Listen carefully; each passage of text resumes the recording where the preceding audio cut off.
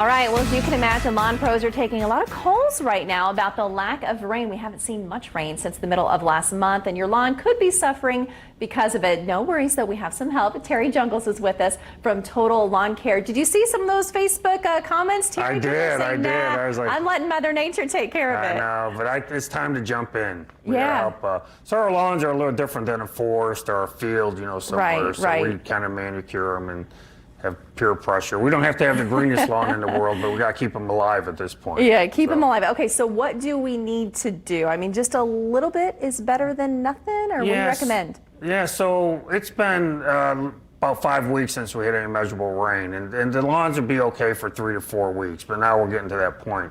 So I personally just go out and do one location of my lawn for about an hour or so. And that gives it about an inch of rain, and then I don't have to worry about it again for about 10 days. So this Sunday I went out for about 6 hours. I just moved my sprinkler around in different spots. But we do notice, like under trees and I know it's also brown out there right now. yeah, so those trees have taken all that moisture, and what we're afraid of is those roots dry up so much that those areas won't come back. A lot of times under a drip line or a tree line, you see it's even drier. So you should try to water those areas to make sure you don't have just a bunch of dead dirt, grass there and just dirt there in the spring. So we want to take care of those areas, And if it's brown, there's nothing wrong with a brown lawn, but like I think Tara was saying in the weather, you don't have to mow as often, yeah, and don't which mow is a plus, then right? that's okay. It's okay not to mow it. I'm not mowing parts of my lawn. It's been 3 or 4 weeks, and that's okay. I'm waiting for some rain, hopefully as well. That is the part that I am enjoying because of it. But you also say pick the right seed. That's an important thing to know. Yeah. So this picture is a turf type tall fescue.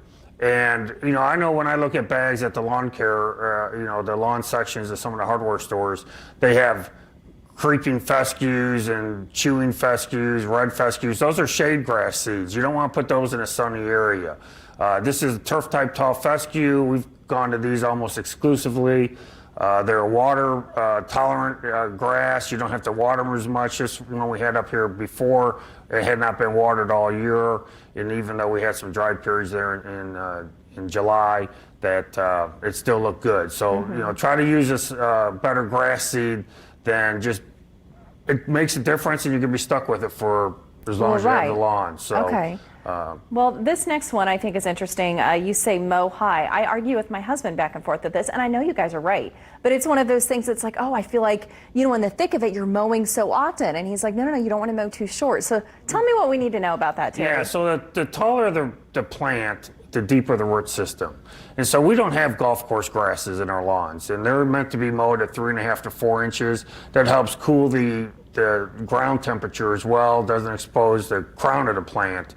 A lot of us have watched ball games and they put a thermometer on the field. They say it's 110 at the turf level. Well, it gets a lot warmer as you get lower.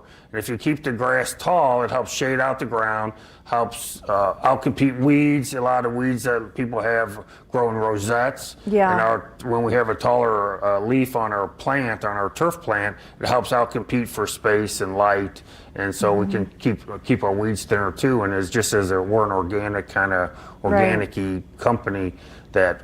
If we can use less chemistry, that's always better. That's always a good for us. thing. Anything else before we let you go? Anything else we need to know to get those lawns looking So this fall, make sure you do your fall fertility. This is the falls when you build your turf plant. We're going to start developing the root system. The energy of the plant's going to go to the root. If we do good fall fertility, we can help these plants recover, come out in the spring looking good.